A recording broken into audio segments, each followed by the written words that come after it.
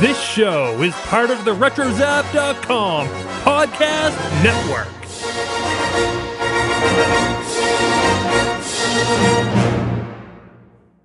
This is what you can look forward to on episode 204 of Skywalking through Neverland.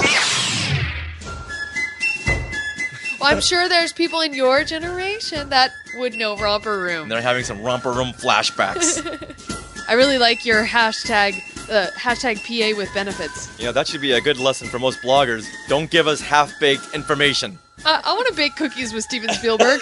He's also got a very funny story about how he thought Harrison Ford lost his cool on the set of The Empire Strikes Back. You will now get Star Wars toys in Happy Meals. What does that mean? Well, you are responsible for my love of whales. If Steven Spielberg asks you a question, you say yes.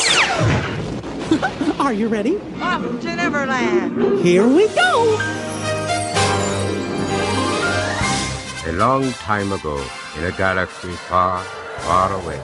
To all who come to this happy place, welcome. Disneyland is your land. When I first made Star Wars, everybody in Hollywood said, well, this is a movie Disney should have made. You're more than just fans. You're family. Best day ever! Secrets lab. It's about family, and that's what's so powerful about it. Hey. When you use a bird to write with, it's called tweeting. When we visit the world of Disney, we never grow old. It's a Peter Pan, Neverland that keeps us young in heart. This is Jedi Master Obi-Wan Kenobi, and you are skywalking through Neverland. I have a good feeling about this. Hey, Skywalkers! Hey, are you ready to travel back to yesteryear to hear stories about being on the set of The Empire Strikes Back and Raiders of the Lost Ark? And maybe learn a little Civil War history you may not have heard back in school? If you are, then we want to welcome you to Skywalking Through Neverland. We are your enthusiastic podcast destination for the many decades of your Star Wars and Disney fandom. I am Richard Wolosky, and I currently have a mouthful of Novocaine, but let's ignore that. And everyone, please say hello to my sweetie wife, Sarah. Hey. I'm just a sweetie wife today, huh? Yes. Nothing else? Well, a sweetie wife with no Novocaine in your mouth. Okay, well, that works. We are excited that you are joining us, and we want to give you a big Wookiee hug.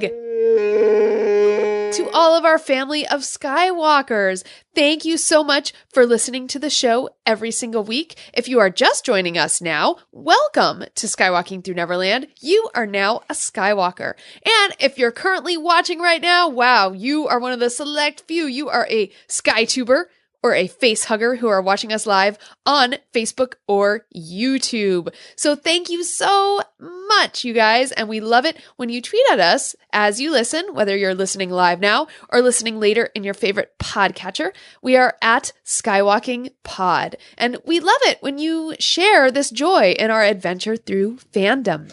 Did you ever watch Romper Room when you were a kid? I have no idea what that is. You've never heard of Romper Room? No. Oh my goodness. It's a PBS show, and it's very educational, the way most PBS shows are.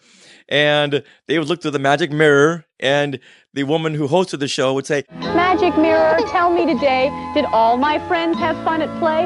All my friends had fun today. I see Brian Ray's having a special day today, and so is Daniela. And I see Carrie's having a special day, and there's Jennifer and Doreen. Frank and Mary and Paul and Susan," and you just crossed your fingers hoping she would rattle off your name. Yeah. Uh-huh. But I just had that memory come back as I'm looking at all these names, seeing who's joining us. Matt Clifton is with us. Christopher Marino's with us. Omari is with us. We have Jared. We have Mike. So, am I alone here? I don't know. Everyone respond. Oh, and Eric. Eric Warren just joined. Welcome, Eric. All right. Well, you know what? Maybe that was just for me then. Well, I'm sure there's people in your generation that would know Romper Room. And they're having some Romper Room flashbacks. All right. Well, let's flash forward to today's show. And we are recording this from Long Beach, California on February the 28th, 2018.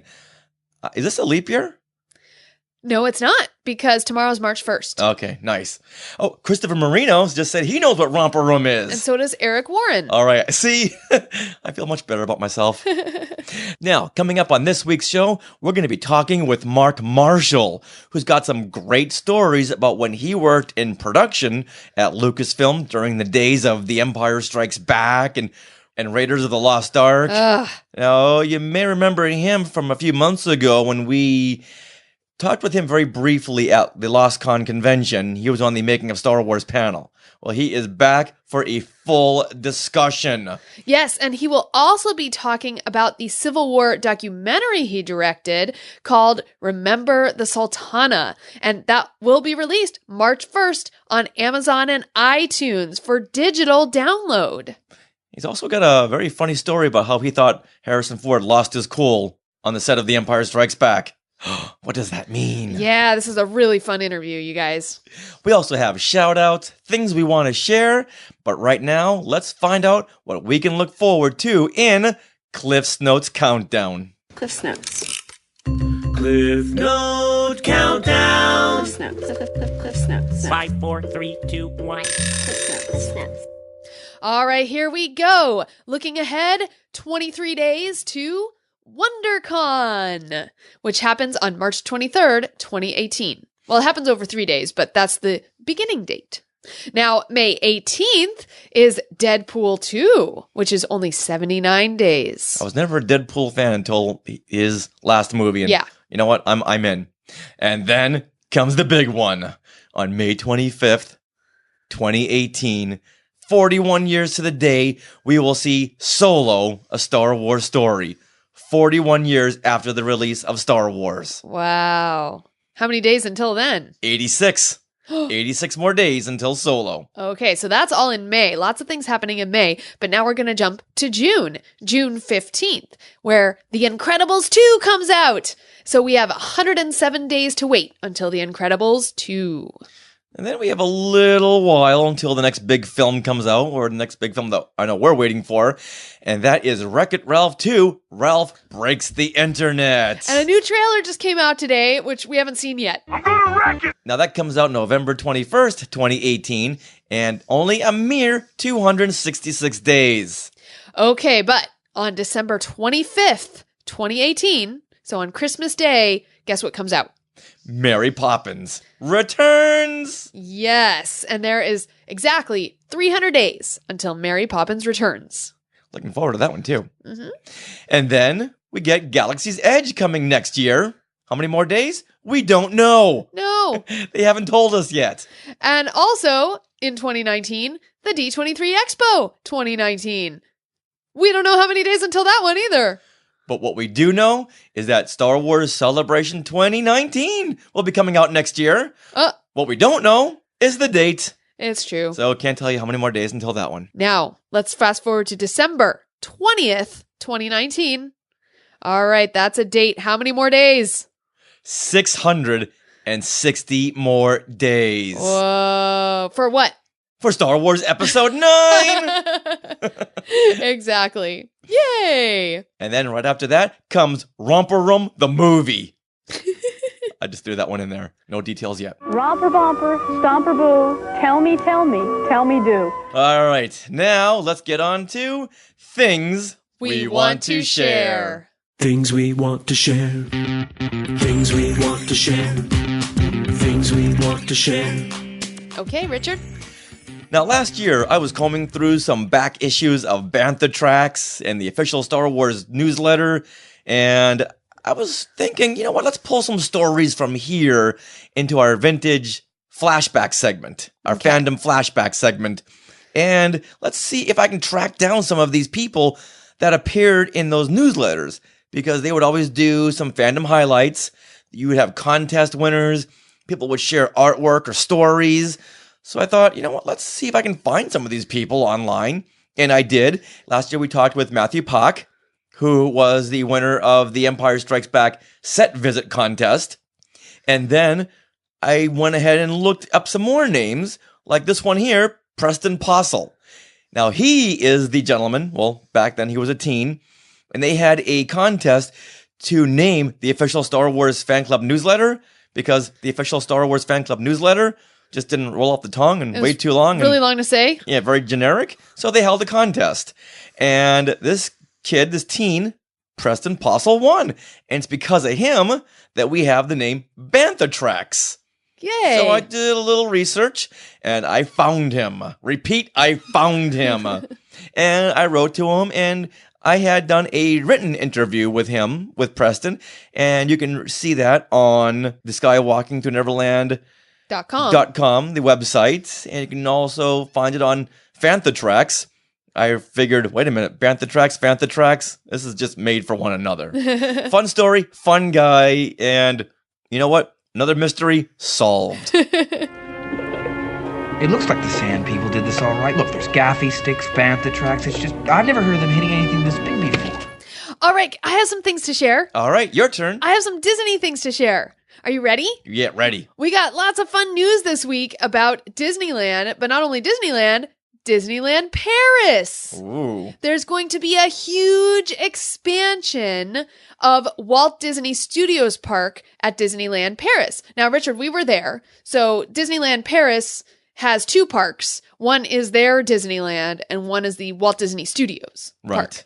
And so it's the Walt Disney Studios Park that is going to have 3 new areas that are based on Marvel, Frozen, and Star Wars. And there will be a new lake that will connect these 3 sections. So they're not going to remake anything in the park already. They're actually just expanding the whole park. And this will roll out in phases beginning in 2021. Claire Henry, have you been there? And I know you're over in England. Is the Rock and Roller Coaster already there? Okay, the Rock and Roller Coaster is there. So the one thing that will change is the Rock and Roller Coaster will be reimagined as a high-speed, hyperkinetic adventure with Iron Man. Oh, whoa. Yeah. Nice. I know. I'm sure they've been waiting for this. Like, hey guys, what about us? Yeah. We need an upgrade too. Yeah, exactly. And just a fun little nugget of a bonus. I was listening to Mousetalgia this week, and they were talking about the price hike for Disneyland tickets. Mm-hmm. You've heard this, our annual pass went up over $100. Yeah, I don't want to know. I know, I don't either. So they were actually pricing out actual package vacations to Disneyland versus Walt Disney World versus Disneyland Paris. And Disneyland Paris, a package vacation there was actually way cheaper than both Disneyland and Walt Disney World because they just want people in their parks. So their actual prices of their tickets and their annual passes are much, much cheaper. So it's almost more cost effective to book a trip to Disneyland Paris than it is to book a trip to Disneyland. Isn't that crazy? Yeah, so, maybe that'll be in our future as well. Mm-hmm. Because that theme park had the best shows I've ever seen at a Disney park. Yeah, we were there when they had their Christmas time stuff up, and they had this wonderful Christmas parade that had beautiful music. Oh, it was amazing. I recall some multimedia shows that just blew my mind.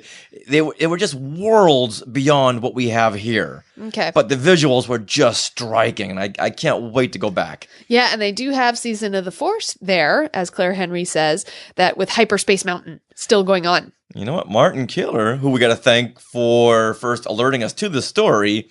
Hey, Martin Killer, Bantha Tracks. But maybe it's time to go back there. Yes. Take a European vacation. Well, it's almost been 10 years. Yeah. Uh-huh. You, me, and the Griswolds. Yeah. Woohoo.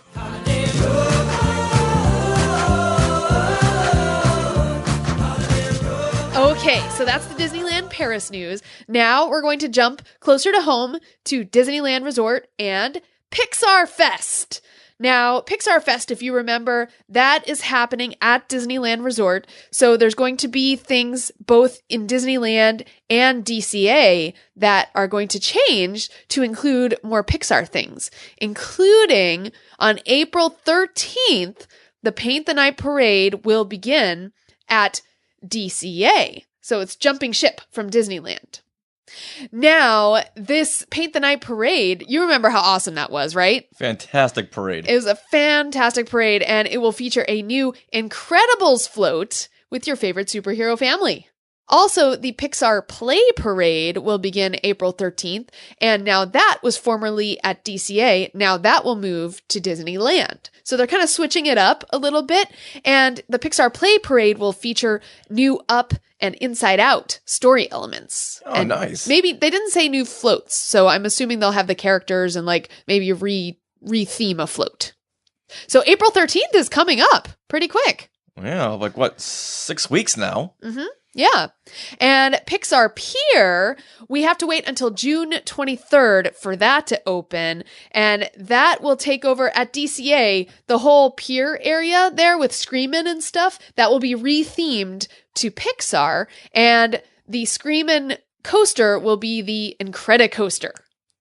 Wow. Yeah. You know, I did not know that. Yeah, where Toy Story is, you know, the Toy Story ride? Right. Toy Story Mania. So that's already Pixar. Right. And so all those shops will have Pixar themes, and the Incredicoaster will be Screamin'. So it's going to be all Pixar over there. So I'm imagining the track will be Elastigirl, her arms and legs, and the car's got to go all around her body. That would be interesting. They did say that they would not take away the Mickey icon on the wheel, on the Ferris wheel. That would be a huge mistake. Yes.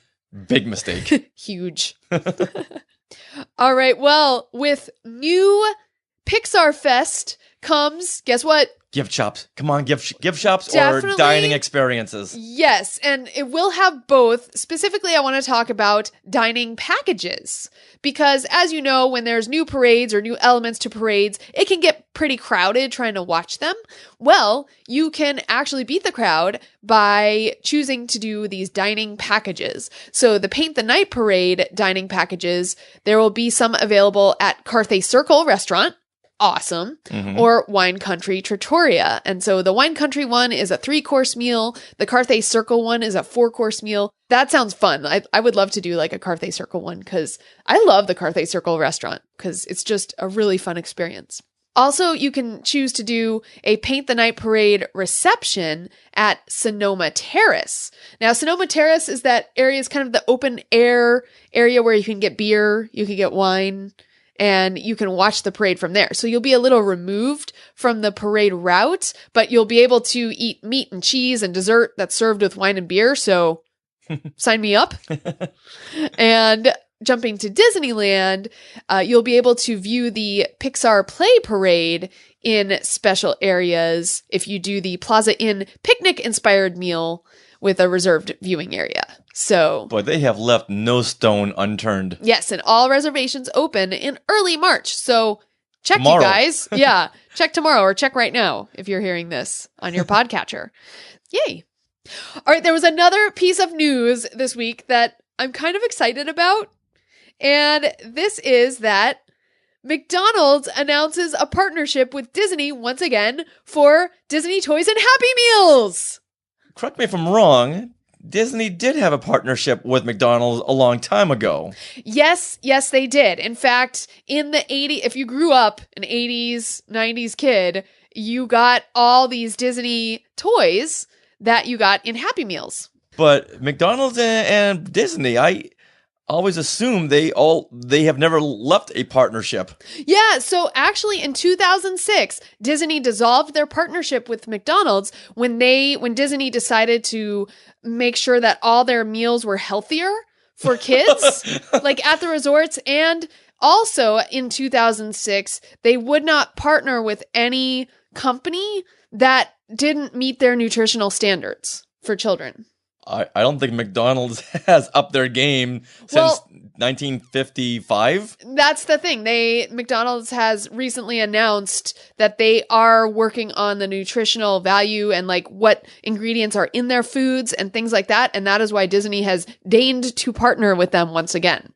Could you call McDonald's food? I know. They're pretty much at the bottom of the fast food chain. Right. Well, if you head... in my opinion. If you head to the McDonald's website, they actually have a whole article about this.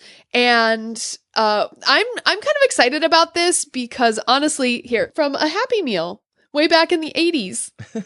And I remember they had Thumper, they had Bambi, they had Owl, and they had Tigger. And I always wanted Bambi, I thought it was really pretty. One of my friends had Bambi, and I could never find Bambi. I was very sad. Back in the 70s and 80s, I was always upset that McDonald's didn't have a Star Wars Happy Meal. I know Burger Chef, who here remembers Burger Chef? They had some Star Wars Happy Meal type ripoffs. I guess you can't really call them Happy Meals because it wasn't McDonald's, but I always wanted McDonald's. It was a perfect fit. Star Wars and Happy Meal and have a toy inside. Well, do you know what? What?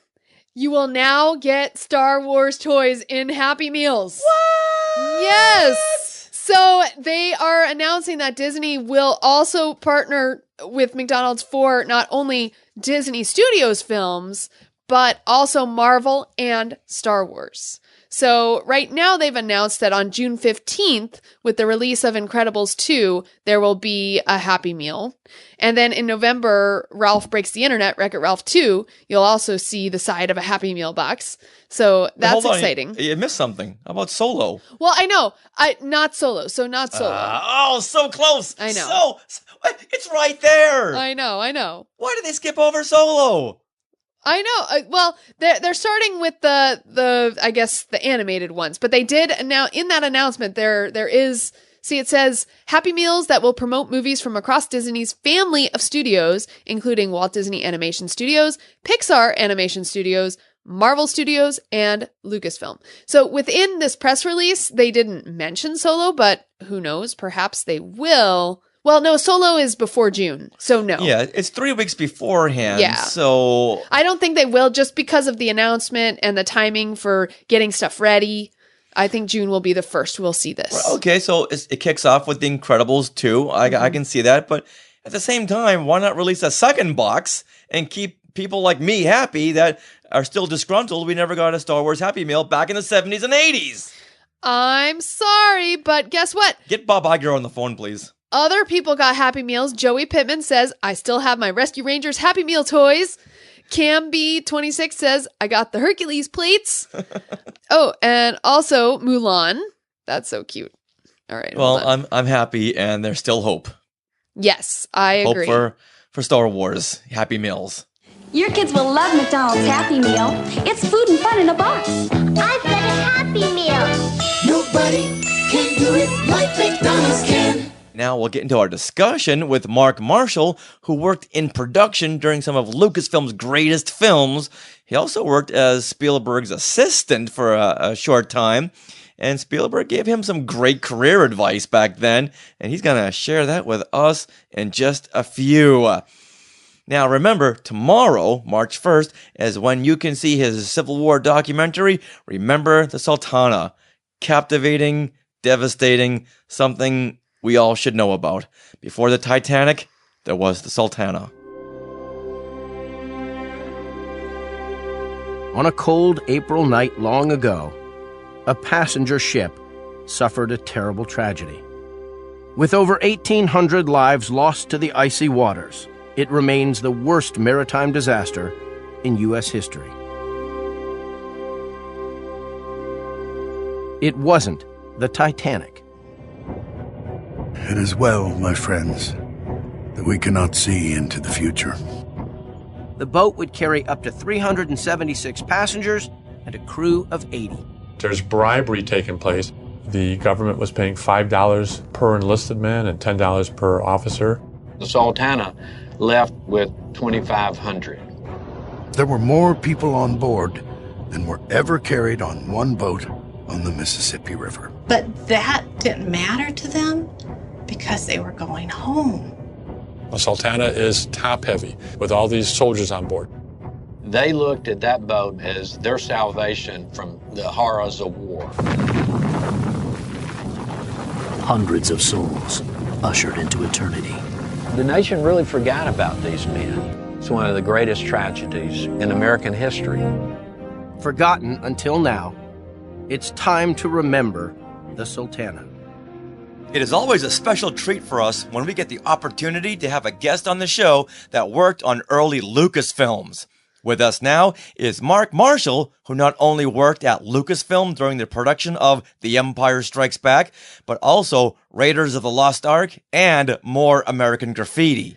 Mark also worked closely with Steven Spielberg on Indiana Jones and the Temple of Doom and The Last Crusade. Now, he just finished a captivating documentary that will be available on Amazon and iTunes March 1st, and it's called Remember the Sultana. We are honored to welcome Mark to the show. Hey, Mark!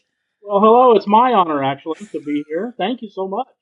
Of course. Yeah. Like we said, it's just so much fun to talk to someone who was there. Now, we had originally met at LostCon last November when you were on the Making of Star Wars panel hosted by our good friend Craig Miller. Yes. Now, tell us what job you had during the making of films like Empire and Raiders and More American Graffiti. You know, I was a production assistant, but I kind of think of myself, maybe, I don't know if this is the right term, but production assistant with benefits. Well, let me explain that. I was hired on as a PA actually through Howard Kazanjian. Howard was my mentor. I met him in 1977 when he came to speak at a summer session at USC in conjunction with Universal Studios. And we were at Universal. Howard had just been hired by George to produce the sequel to American Graffiti, and I struck up a conversation with him at the end and asked him if I could, visit sets at the Universal lot, and he would write me drive-ons, and I would, keep in touch with him and tell him I learned. And 8 months later, I get a call. He had a job opening for a film runner on More American Graffiti. I had really bugged him for about 8 months. I would call him every week and ask if he had an opening, and he said no. Call back next week, and I would. And I think it was persistence, not stalking, but I can't be sure. And so when the production on More American Graffiti was over, Howard said, did you like the experience? And I said, I loved it. And he said, would you like to stay on? So that, I stayed on at Lucasfilm. But now, at that time, Lucasfilm, the main office was up in San Anselmo, and it was before Lucas Valley. But they also had Lucasfilm South, which was converted Olsen Egg Company across from Universal. At the time, it's now an MTA parking lot. But it was this really beautiful Ghirardelli-style building, and it was really where all the corporate entities were, the publishing, the marketing, publicity, all that. And George would come down on PSA Airlines every once in a while and do business and then go back. So that's where I started. It was at the Egg Company. And so Howard gave me the initial opportunity, and then Craig Miller is the one who befriended me and said, would you like to write for the fan club newsletter, Bantha Tracks? And, I never really thought of myself as a writer, and I still really don't. But it was an opportunity, and I took it and had a great time, learned so much. And then during production on Empire, Greg had to go over and do the cast and crew interviews and things. And Sid Ganis, who did the ad campaign for Superman the movie, came over to head up publicity at Lucasfilm. And Sid was just one of those guys who would give you an opportunity if he thought that you could handle it. And so I ended up going to London and spending about 10 days and did the cast and crew interviews with Craig, and it changed everything for me. So I was a PA, but I had a chance to do more, and I've been so grateful for that. That's awesome. And I really like your hashtag PA with benefits. I think that needs to be a good hashtag. Well, I just didn't want that to be interpreted the wrong way. I know. I know. Well, that's funny. So now, did you work over at Elstree Studios in England on the actual set of Empire? Yes. They were shooting, when Craig and I arrived, they were shooting the Hoth set. They were, in fact, the day we walked on the set for the first time, Star Wars or Lucasfilm had constructed a huge stage at Elstree because they didn't have any stages that could contain the Hoth or the Dagobah set. And in fact, it was so big, they still had to cut out the opening at one end and extend the set even further as a forced perspective.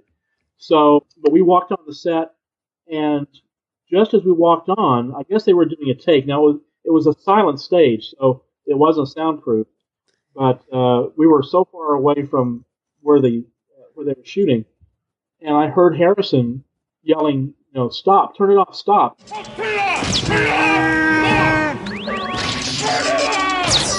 I thought something had gone wrong with the take, and he was being injured, and it turned out he was talking to Chewie. Right. It was that was kind of a cold introduction, but also a fascinating. I felt like I stepped into another world, and I really had. I wasn't used to that. I was a kid from Oklahoma. Were you a Star Wars fan going into all this? Well, I certainly was affected by it. Star Wars had just come out the year before I went to work at Lucasfilm, and so of course I knew who George was, and also from American Graffiti. Like everybody else, I was blown away by that first shot and by the experience as a whole. I went back to see it 4 or 5 times. I never thought for a second that I would actually be involved in Empire at all. Wow. So it must have been very surreal walking onto these sets and seeing these characters you had just seen up on the big screen, and now here they are in an all-new adventure. Do you have any favorite standout stories from working on The Empire Strikes Back? Well, there are a couple, I mean, some good, some bad. The good was that, Mark Hamill was so welcoming, and I think Craig had met him, actually, because Craig had worked for the Star Wars Corporation, I think, in the aftermath of Star Wars. Mark would invite us over for a barbecue at his flat, and he and Mary Lou were so gracious and really made us feel welcome. So that was such a big impression on me. And then we interviewed Harrison, actually back in L.A., so I had already met him. And Carrie was great too, but it was really Gary Kurtz. I mean, Gary Kurtz and Irv Kirshner, and really just a great group of people. I loved Peter Mayhew, and in fact, Peter is supporting our Sultana effort, so I'm really grateful for that. But one of the more unpleasant memories was John Barry, who was the production designer on Star Wars and Empire, also did Superman, the movie. Craig and I were actually interviewing him one day for the cast and crew press kit and things, and he said, I'm not feeling well. He said, can we continue this tomorrow? And we said, oh, certainly. And he went home, and that night his fever shot up, I think it was 106, 107, and he was dead the next morning. And he had meningitis, and it just killed him so quickly. And Craig and I were actually quarantined at our bed and breakfast for several days. But it was just a tragedy because he was such a talented man and such a nice man too. And to lose him like that, I mean, that was also my kind of first experience with death so soon. My father had just died the year before, so it was kind of weird. So that stands out in my memory, unfortunately. Yeah, John Barry was a master, and I'd love to have seen what he would have done with Return of the Jedi. Oh, absolutely. Do you know what happened to these tapes that you and Craig had recorded with the cast and crew and John Barry? Oh, gosh. Craig would probably know that better than I would. I mean, I never saw anything after we did the interviews. Growing up, I would always devour anything I could get my hands on these cast and crew interviews, because before the internet, that's how you got the chance to know who these people were. And every once in a while, Craig would release an interview he did with someone like George Lucas, and I know that I've never heard that audio before, so I've got the feeling that somewhere in a box under someone's bed or in a garage are all of these tapes that have never seen the light of day that I would just go crazy over. Craig doesn't know where they are. I would say they're probably in the Lucasfilm archives, somewhere up north. Yeah, seeing how they're trying to, I don't want to say bury the vintage, but they're focusing more on the current day projects. I don't think anyone's going to take the time or effort unless we all go up there in a caravan and say, okay, guys, let us in. We'll do the work for you. We'll give you guys the credit, too. Yes, we'll storm the castle. Yes, exactly. Well, I really think that pendulum's going to swing. I think that Kathy Kennedy, who I worked for at Amblin, is going to realize the value of the vintage. That, she was very well aware of the, vocal the fans were about the special editions of the first, of 4, 5, and 6, and I agree with the fans. I really think that those should be re-released. I know that George doesn't want them out there, and I understand his reasoning, but I really think that they will find that is, a great source of revenue and also goodwill. Right. Yeah, but first and foremost, like you just said, revenue. That's the word Disney understands. Yeah. Well, still a film business, Definitely. Well, I know you were involved in Raiders of the Lost Ark, which is amazing. Were you traveling with that production, and do you have any fun stories that stand out? Well, I didn't actually travel with them. When Stephen came to do Raiders, we actually set up production offices at the Egg Company. Stephen came to do Raiders, and Frank Marshall, who's no relation, but he kind of took me under his wing because of the same last name. Aww. Said to me one day, "Can you run a 35 millimeter projector?" And I said, "Of course, you can." And I'd never run one before in my life. So he got me hired as Stephen's projectionist at his house. So I would run films for him at night, either Bond films or films just for for he and his friends and things. I'll share something here that I haven't shared with anyone ever before. Wow. Stephen hears it, he'll probably hate me forever, but my first night up there at his house, I ran A Guy Named Joe, which was Stephen's favorite film. And eventually he remade it, actually, as the movie Always. Huh. But MGM had struck a pristine print for him. So I threaded the projector up, my first time ever running a 35mm projector. And I started it up and made an awful noise. And I said, "Stephen, I have to turn the projector off for a minute." And he was understanding. And I looked down, and I had split the first 50 feet right down the street. So I did a quick snip and rethreaded it, and it worked better that time. And I learned my lesson, and from then on, I never had a problem. But it was kind of an auspicious start. And someday I'm going to tell Stephen about it. I bet if Stephen had asked you right then and there, you'd say, "This is the way the print came. I've got no idea why." Yeah, I thought. Yeah. So, having not worked with film before, what happened? It's split. Like, what does it mean? The actual film strip split down the middle, so you can't play that because it won't go in the sprockets. Wrong, and it just ripped it. So I jumped out of the gate, and it was, oh man, I'll tell you, that's the quickest way to learn how to do something is to do it wrong. Yeah. To fail. And if you're going to learn another lesson, if Steven Spielberg asks you a question, you say yes. Absolutely. Oh, we always did. In fact, I'll tell you, one of the greatest lessons I learned from Stephen, who was always very nice to me, and not that he wasn't nice to anyone else. Stephen was so wrapped up in his movies that he could get sharp, or he was impatient once in a while.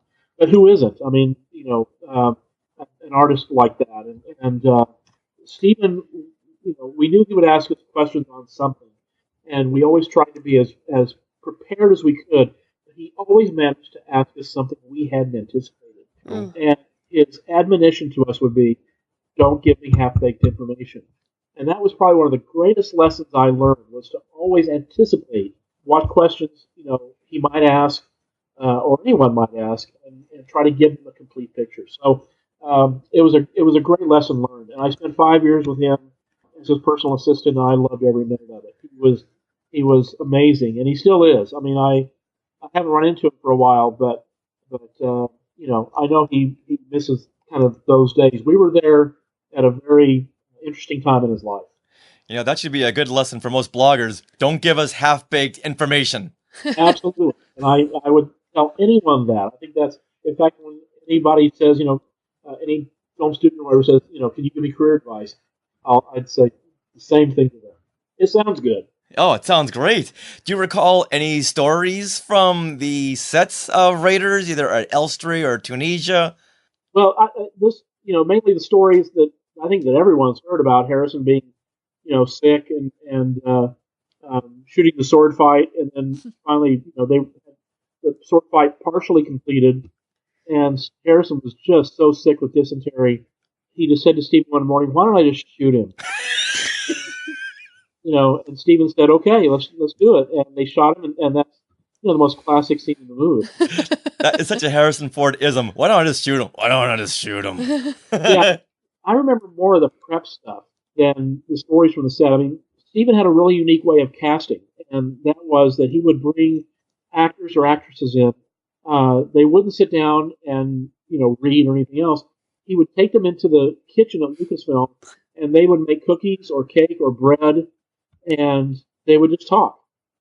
And Steven got a sense of who they were and what they might be able to do, and he might call them back later, and because we did some screen tests on 16 millimeter in the courtyard of Lucasfilm, and you can actually see that, I think, in the box set of the Indiana Jones trilogy, in the making of Tom Selleck and Sean Young, and I think Mark Harmon may have tested. We had Melissa Sue Anderson from Little House on the Prairie tested Marion, and I thought that was such a unique way to make them feel at home and open up and get a sense of who they are.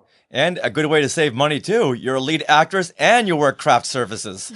Absolutely, and who got to eat all that stuff? We did. I want to bake cookies with Steven Spielberg. Oh man, they ended up doing making some good stuff. Now, just coming off of The Empire Strikes Back and then going right into Raiders, and it had the same crew and a lot of the same cast. What was your feeling about the movie? They captured just an amazing sense of adventure, a ride that no one could, do as well. A lot of kind of George's sense of humor, which was also kind of Steven's sense of humor, made its way into Raiders.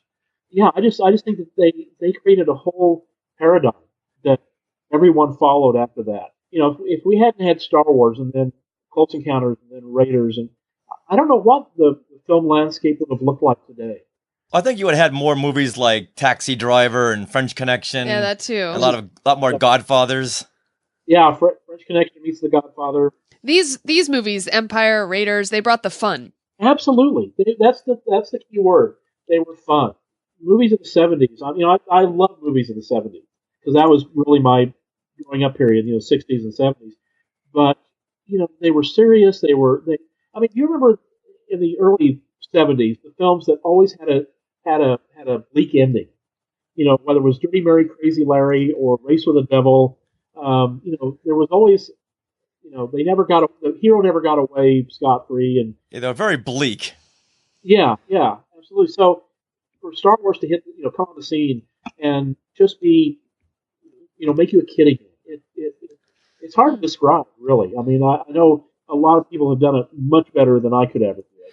George Lucas really created a roller coaster sense of fun with Star Wars, and even as dark as The Empire Strikes Back got, it was still fun with the asteroid chase and the AT-AT battle, and Raiders came in and really continued with that roller coaster fun, which is why I asked, what sense did you get from Raiders?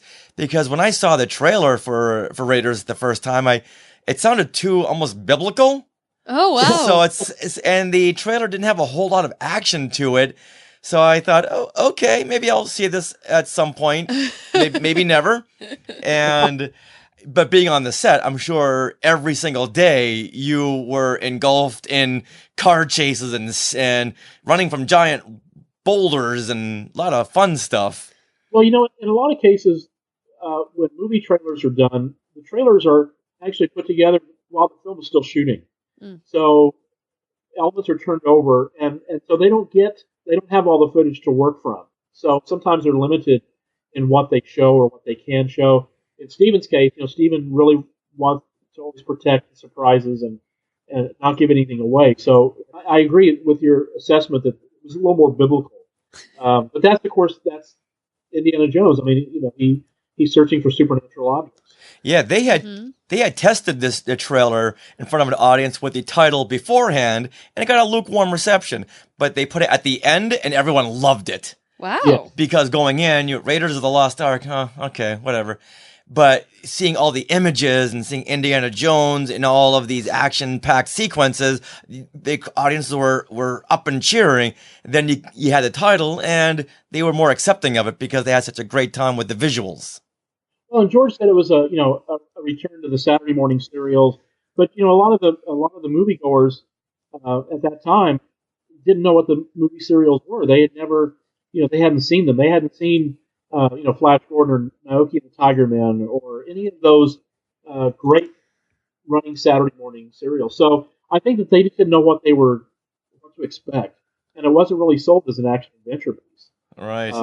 But boy, I'll tell you, the box office just exploded, and I remember back in the days before multiplexes, the lines were around the block constantly, and you had to wait in line, and maybe you get to see the third show.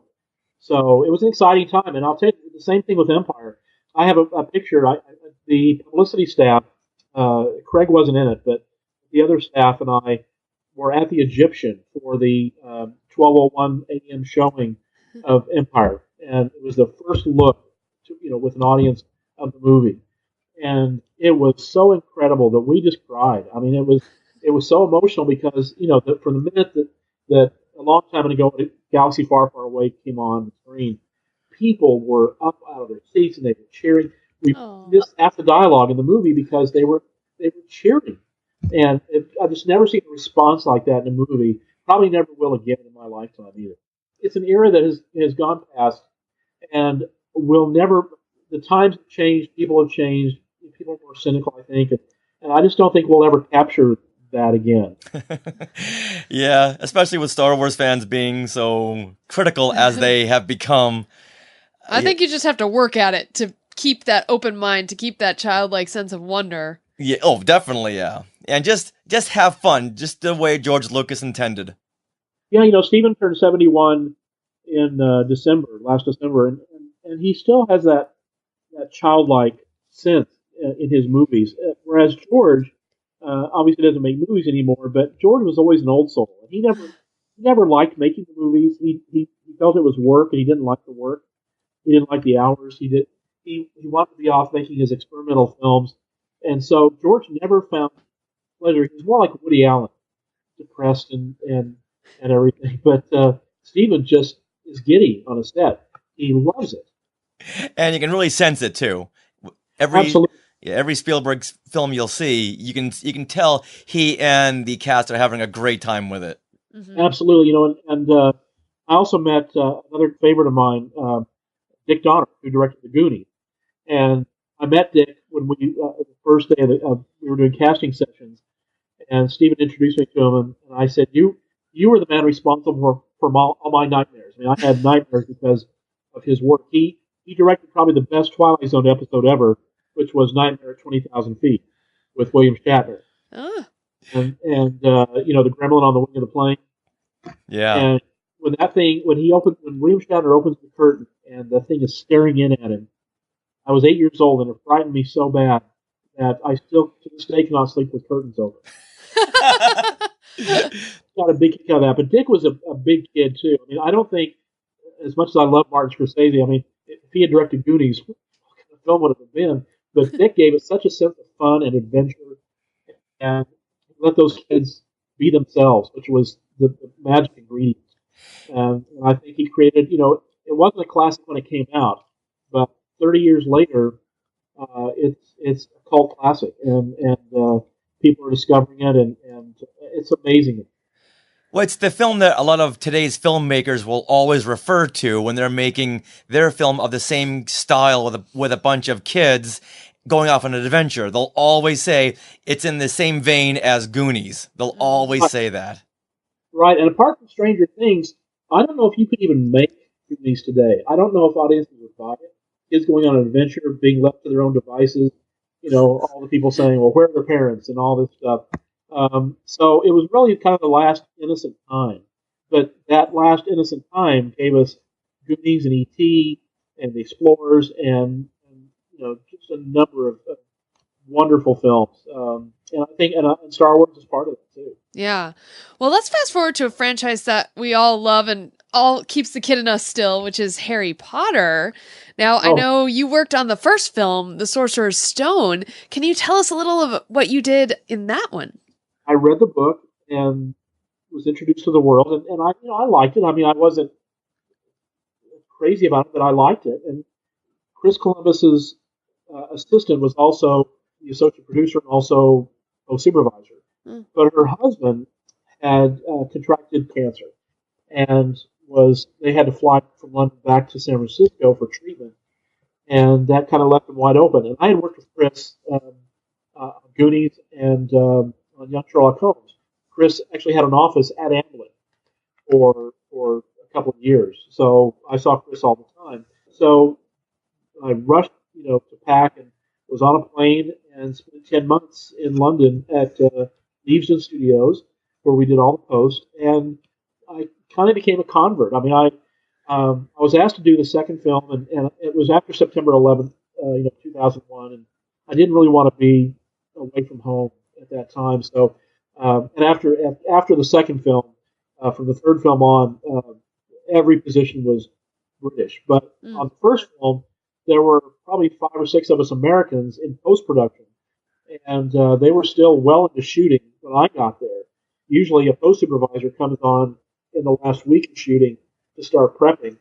And it was a fantastic experience. I mean, getting to work with Chris, meeting David Heyman. It was kind of a family thing over there. And we endured September 11th together and just really bonded us. And I love those kids. In August of 2001, Steve Southgate, who was the kind of head of Warner Brothers of Europe, said, if you guys want to see any movie, Warner Brothers movie that hasn't come out yet, let me know and I'll make sure you can see it.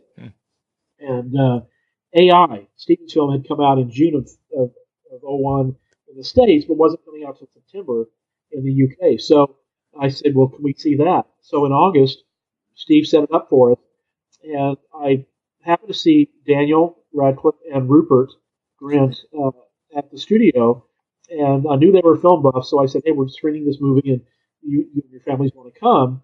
And they did, and Emma couldn't come. But I'll never forget that Daniel, we were out in the lobby talking, and he keyed in on every single symbolism and everything. He was just an amazingly astute student of film, and at 12 years of age. Wow. And Rupert said, yeah, it was good. It was good. I liked it. That sounds like him.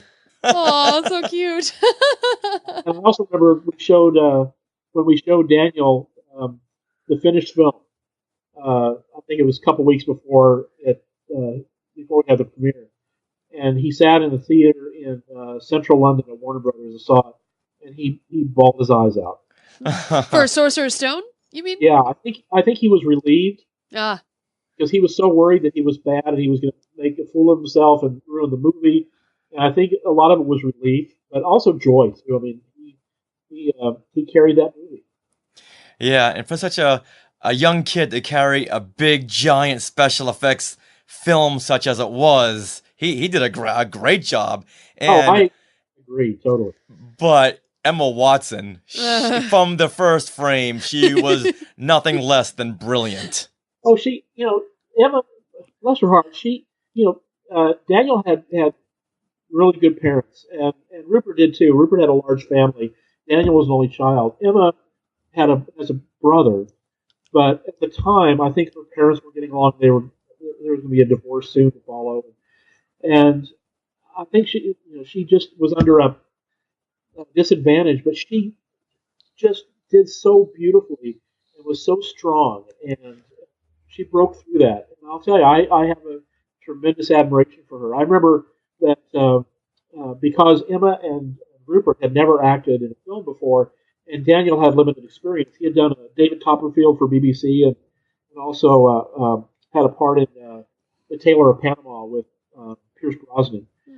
But I was kind of concerned about ADR because whenever adults have a hard time looping their lines, making it sync up and everything. So I went ahead and set up a mock ADR studio at the studio in the sound department, and tried to make it fun for them. And Eddie Joseph, who was our sound designer, supervised that, and they just nailed it every time.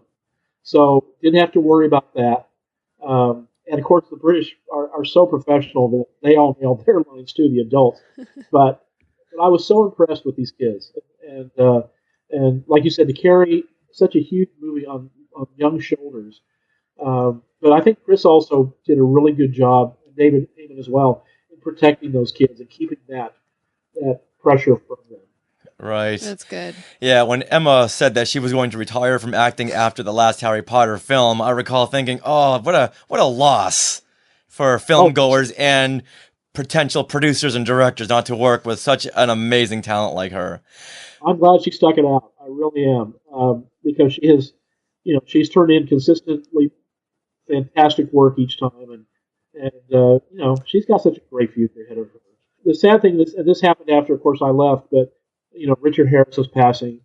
He was such an amazing Dumbledore that Michael Gambon having to fill his shoes was a really tall order, but he did beautifully. But it was sad he was a really gentle man with the kids. I know, he had a wild past and everything, but he was so gentle with those kids. Yeah, when he was named as Dumbledore, I was like, oh, he's perfect.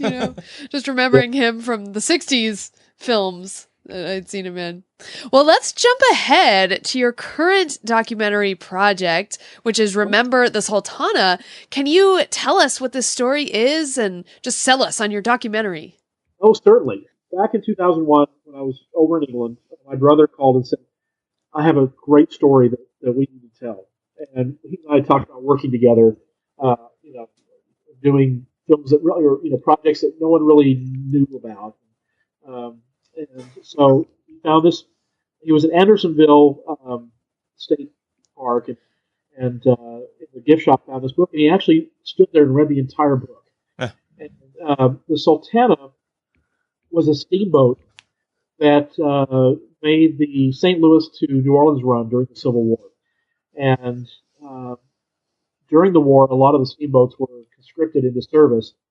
And at the end of the war, of course, the prisoners the soldiers had to get home.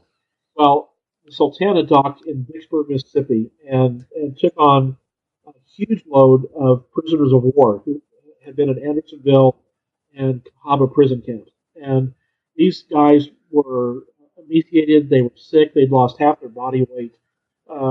Really pathetic. But the head of the army in Vicksburg, a guy named Reuben Hatch, who is the villain here, conspired with the Sultana captain to give him all the soldiers and to take a kickback, because they were offering $5 a head for soldiers and $10 a head for officers. Oh my God! So the result was that the Sultana, which was designed to carry 376 passengers, was overloaded with 2,500 people. Whoa! Oh my goodness! 2,400 soldiers and crew and 100 paying passengers. These guys had to stand up shoulder to shoulder, no bathroom facilities, nothing to eat. They were sick and had diarrhea. I mean, it was a terrible situation, and they were going against a flood current at the time from the spring snow runoff up north, and so the river was flooded. They were pushing it with that load, and just north of Memphis, at 2 a.m. on the 27th of April, 1865, two of the boilers exploded and instantly killed hundreds of the soldiers. And at the end, that we lost 1,800 of the soldiers and many of the passengers and a lot of the crew. So it's the worst maritime disaster in U.S. history. It's worse than the Titanic. But the difference is that the Titanic had the Vanderbilts and the Astors and the captains of industry on board. And the Sultana had Union soldiers who were the common men. As Jerry Potter, an author, says, history doesn't remember the common man. So it was kind of a perfect storm of events that conspired to cover up the whole tragedy. One of them was that, Lincoln had been assassinated. His funeral train was on its way to Springfield. John Wilkes Booth had been cornered and shot the night before. The steamboat lines paid to keep that out of the paper. The big papers in the East said that because the soldiers were from western states, meaning Ohio, Tennessee, that area, that they weren't going to cover because it didn't affect them. So the end result was that these men died and no one remembered or cared. And the survivors met until the last one died out in 1931, and then flash forward in 1987, and the descendants of the victims started meeting. Oh. They still do to this day, right around the anniversary, the end of April. And this documentary, hopefully, is just one more tool in their arsenal to tell the story. We actually shot the initial footage. We had 24 hours, I think, of interviews. We had a lot of B-roll. And sometime during those years, the world changed from standard def to high def. And we were losing our grasp on it. So we realized the 150th anniversary was coming up in 2015. And so in 2013, I called Sean Astin and said, hey, bud, would you mind narrating this? And he said, well, let me look at your Kickstarter campaign, our original one, and I'll call you back. Well, he called back 10 minutes later and said, look, not only will I narrate, but I want to executive produce. From the time of the French and Indian War, a simple precept defined the American warrior ethos: leave no man behind. But for the fighting men, recklessly overloaded like so many cattle onto a vessel clearly ill-suited to the task, the officers in command of over 1,800 men in their charge most assuredly left their men behind. Many of those souls were never returned home. Many of their families left to wonder. We did premiere it in Memphis on the 27th of April of 2015 on the 150th anniversary, and we had the descendants there to see it. Oh, wow. Yeah, so that was really incredible. And now in 2 days, we hit iTunes and Amazon, and we'll be pitching Netflix. And we're also looking into the possibility of a miniseries based on that story. Wow. So you premiered it back in 2015, so it's coming out on March 1st on Amazon and iTunes. Is this the Sultana Special Edition? No, this is the regular edition. This is the one we showed in 2015 wasn't probably quite where we wanted it yet. Gotcha. Give another shout out to Sean and what he did to pull this off, but also Jim Beaver from Supernatural, Deadwood is one of our voices. We have Thomas Ian Nicholas, Rookie of the Year in American Pie. We have Jason Richter from Free Willy. Jim Cummings. Jim Cummings, Winnie the Pooh. We have Bob Bergen, Porky the Pig, who does the first voice not in Porky's voice, but in a regular voice. And we have Glenn Morshower, who always plays either a general or a Secret Service agent in films and television. Yeah, just a really wonderful group of actors who did this because they loved it. It's something I think that people need to know about. The documentary itself, I know you have a lot of voiceover artists, so is there recreation footage or is it animation? Like, what do you have? No, I'll tell you, we originally, for big kind of money shot, we wanted to actually do a digital shot of the Sultana exploding. And I don't know if you can do any documentary anymore, a historical documentary at least, without comparisons to Ken Burns. So it was obviously the historical photos, and there are only 2 photos of the Sultana that exist. One was taken at its home port in St. Louis. The other was taken 19 hours before the boat exploded, and you see all the soldiers on board. And of course, the disaster happened at night, so we don't have any of that. So we used a lot of paintings that had been done, artwork, and voiceovers. Now, what connected you to the story that made you so passionate about telling it? I think it was just the fact that these men, had gone through so much, and all they wanted was to see their families, and they never made it. And also the fact that they were never recognized. That I don't think the U.S. has ever still officially recognized the disaster. It's just they needed someone to speak up for them, and so I felt for them, and hopefully this will bring a little bit of justice to them. Right. I'm not big into social justice or anything else. I just feel that there was a wrong done, and their sacrifice shouldn't go unnoticed. Right. Wow, what a devastating story, but it does have an uplifting ending. Can you tell us if it does or not? Well, it does. Well, yes and no. I mean, the fact that the descendants meet every year And as one of the descendants said, as long as you talk about someone, meaning their ancestor, they never really die. That's like the message of Coco. Absolutely, yes. And so that's an important message. I think that that goes for any loved one who passes on. So I think in that respect, they're carrying that message around is a very positive and uplifting thing.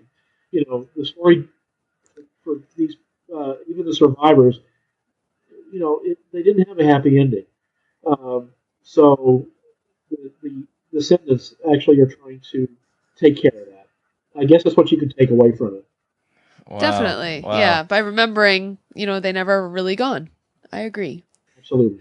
Now that we're only a few hours away from the release, is the film actually done, or are you still fast and furiously tinkering with it and changing this and changing that and still shooting some pickup shots? I can proudly say we're done. Wow, that's a first. Yay! What we did was we did some drone footage on the Mississippi River, and that was it. But we've had a nice, comfortable cushion there, between when we finished and now. And we did tinker, just a little bit, and we changed a few of the end credits. Our co-producer and associate producer, one of them, just really took on a big task in getting us the distribution deal and all. So they were bumped up to co-executive producers and really deserved it. Really fantastic team. Awesome. So on March 1st, this will be available. Can you tell people where they should go to get this film? Yes. Yeah, it's available on iTunes and on Amazon. Just type in Remember the Sultana. We're actually doing a thunderclap right now, but I think by the time this airs, that will be done. So hopefully we'll be a bit successful. If we reach 500 people signing up, we will reach over 2 million people with the message of the release. So we're hoping that's going to work out. You guys have already contributed to it, and I appreciate it so much. Yeah, we put out a post on our Facebook group, and a lot of the Skywalkers had already put their name. Yeah, I got to tell you, Star Wars fans, Goonies fans are some of the greatest people in the world. I had the pleasure of attending the 30th anniversary Goonies reunion in Astoria back in 2015.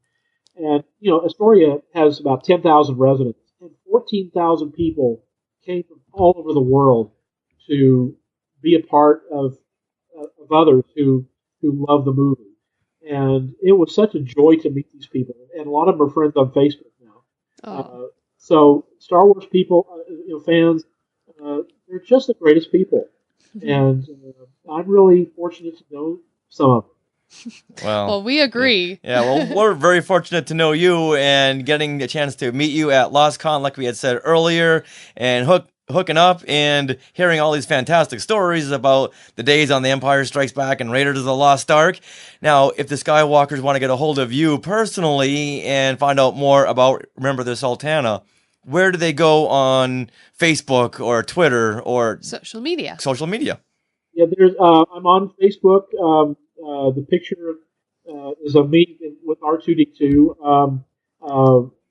We have a Remember the Sultana page on Facebook, so just go to Remember the Sultana. And I'm on Twitter at Morsnell, Morsnell. It's a long story. And that's really it. I'm on Instagram, but I don't think I ever post there. I haven't figured out how to do that yet. Can you say your Twitter once again? M-O-R... Yes, M as in Mary, O-R-S, N as in Nancy, E-L-L. Morsnell. Yes. Interesting. It's a long story. Now, before we wrap things up, can you tell these Skywalkers what you're working on next? It's interesting. I'm actually going to produce a low-budget musical. Ooh. It's called Busy. It's called what? Busy. But I think it's spelled B-I-Z-Z-Z-Y. I'm sure I'll be able to talk more about it eventually. We're going to shoot it this summer. Again, we're in discussions about maybe a mini-series version of Sultana. And then I've also been in discussions about doing a mini-series, limited series, in the Netherlands, based on a Dutch book that is beloved over there and over here as well, called Journey Through the Night. So several things possible, and I may also supervise a post on a friend's project that may shoot later this year. So he's a British director, and so you just never know. Things fall out and fall in all the time.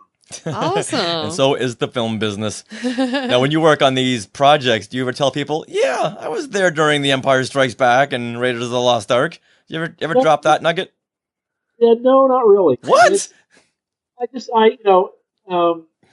the only reason I put that stuff on Facebook was because Sean and Leah, our campaign manager, had monitored me and said, "You've got to increase your presence on social media. If we're going to do this, if we're going to have success on this project." So I just never have felt comfortable doing that stuff. I don't sell myself very well, and so it's like the line from Star Wars.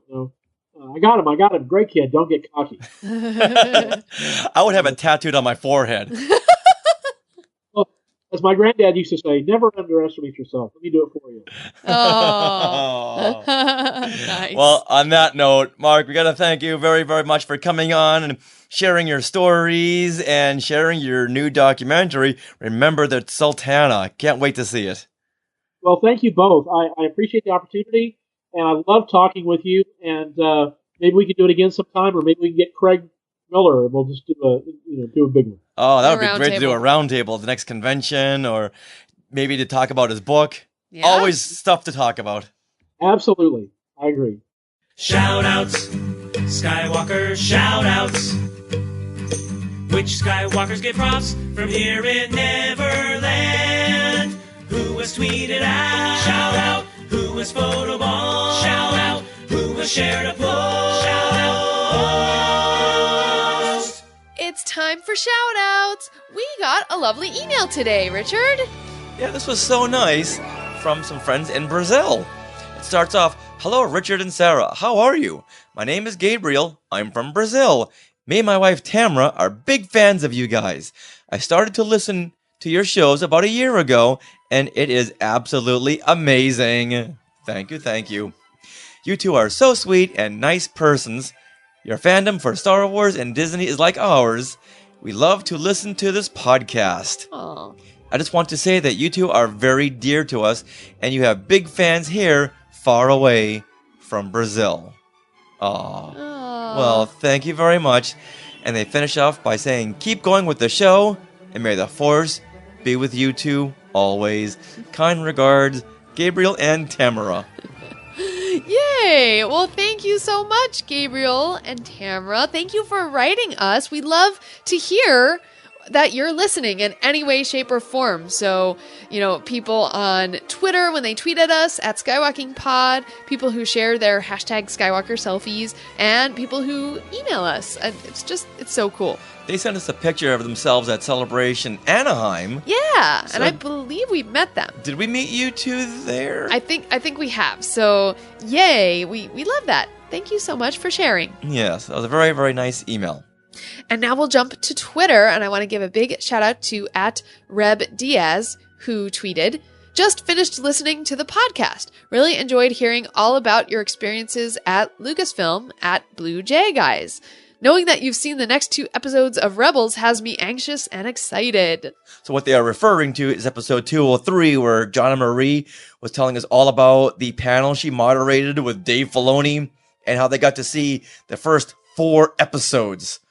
And the fact that she had to hold back on what she knew about wolves in a door. Yeah. And a world between worlds. Oh my goodness. Uh-huh. So I don't think I could have held that in. No, it's like, where do you stop? So also on the Star Wars show this week, which was just released, they do have some video from that Q&A. Oh. So yeah, but if you've seen that Star Wars show, please head to episode 203 of Skywalking if you want to hear the full story from Jonna Marie herself. It's pretty neat. All right, well, those were the shout-outs this week, and I just want to give a big shout-out to all once again, our face huggers and our SkyTubers who are watching right now. Yeah, and really going to town with your comments. Yeah, we love that. A lot of people are commenting about what they got in Happy Meals. Uh-huh. Lord of the Ring goblets from Burger King. That Whoa. one passed me by. Joey Pittman says, I recently had Cracker Jacks and the prize was a code for an app. Not an item, but an app? What is that? It's kind of like a Christmas Story where you get a code, which you have to decipher. Be sure to drink your Ovaltine. That wraps up episode 204 of Skywalking Through Neverland. We'd like to thank Mark Marshall for coming on and sharing all his incredible stories. Go check out his documentary, Remember the Sultana, available on Amazon and iTunes as of March the 1st. That's right. And of course, all of you Skywalkers, we want to thank you for listening every single week.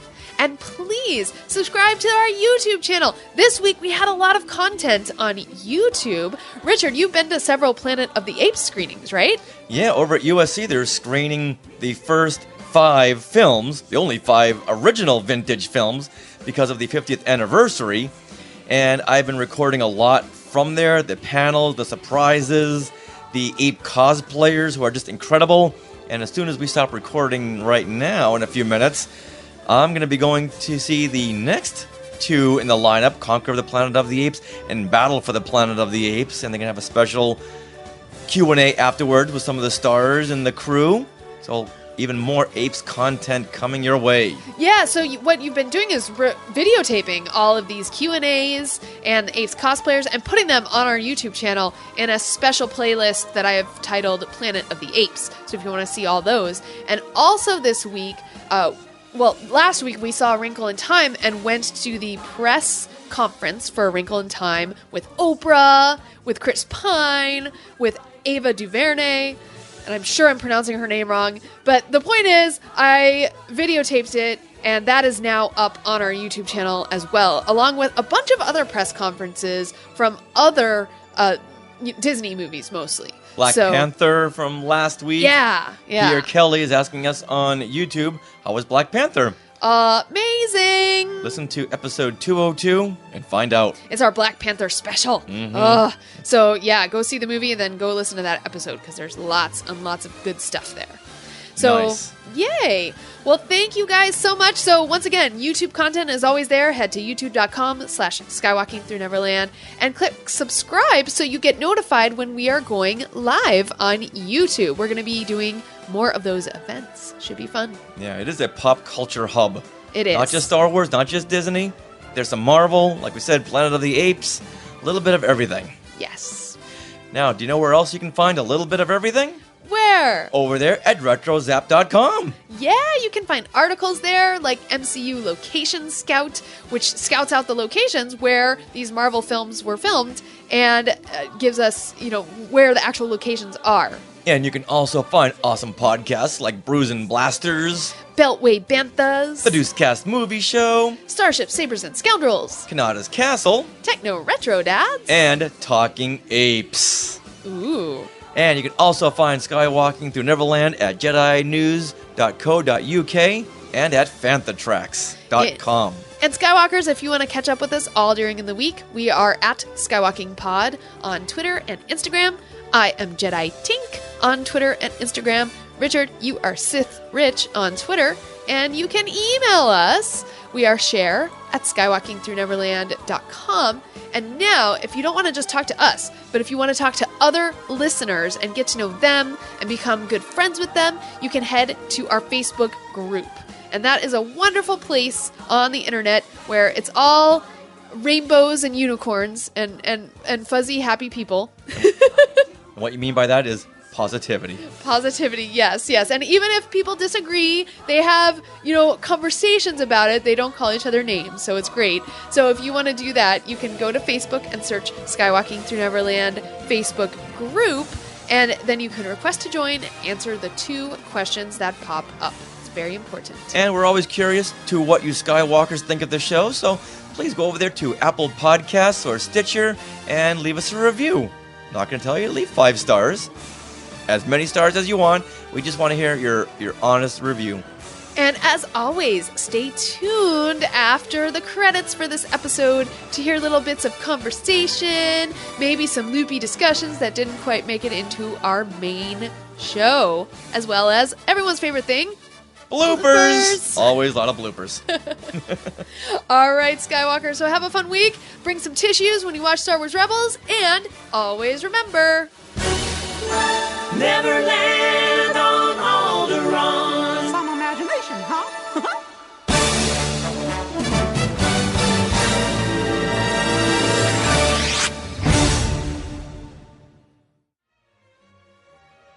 To our Skywalkers and Tweetwalkers, thanks for listening. Skywalking Through Neverland is created and produced by Richard and Sarah Woloski. Original music by Rob Dellinger. Creative consultant Mark Augushowitz. Technical advisor Peter Heitman.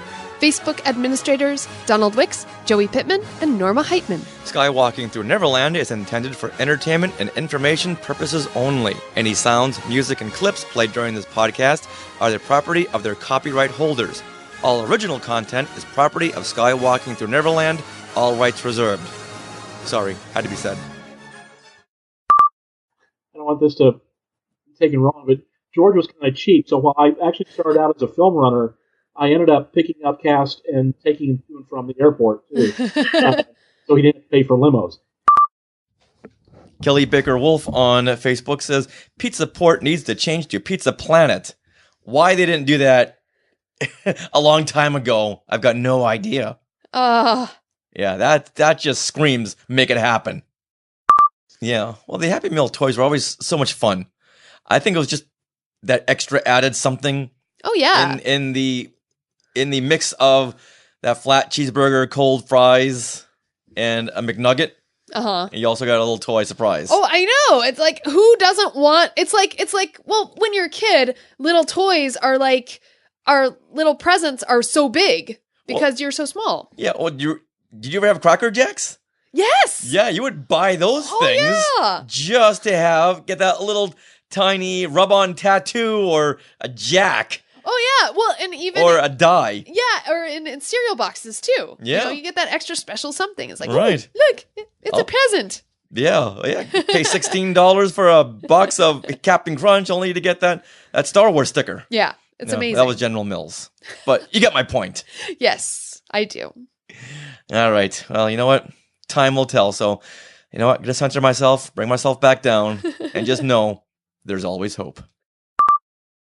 We were doing Free Willy, and I was up in Beaverton, Oregon, and I went to a Tower video store to get a membership because I was doing research for another film, and my handwriting is so bad that doctors can't read it.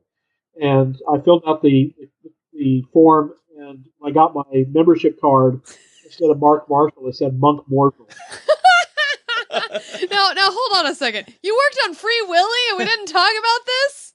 Oh, I was actually, Jenny Luke Tugend was the producer, and I had been her assistant on Tales from the Crypt and Lethal Weapon 3, and she bumped me up to associate producer, so I associate produced the first two, and then co-produced the third one. Aw, well, you were responsible for my love of whales. Oh, I'm very pleased with that. Thank you. Thank you for joining us. Joey will be down at Pixar Fest. Yay! Hi, Michelle. Hi, Claire. Bye, everyone. We want to thank you all for joining us today. Yes, Yay! Yes. Thanks, everyone. We'll see you next time. Flip flop up, beady my boo. Boppity stoppity romper room.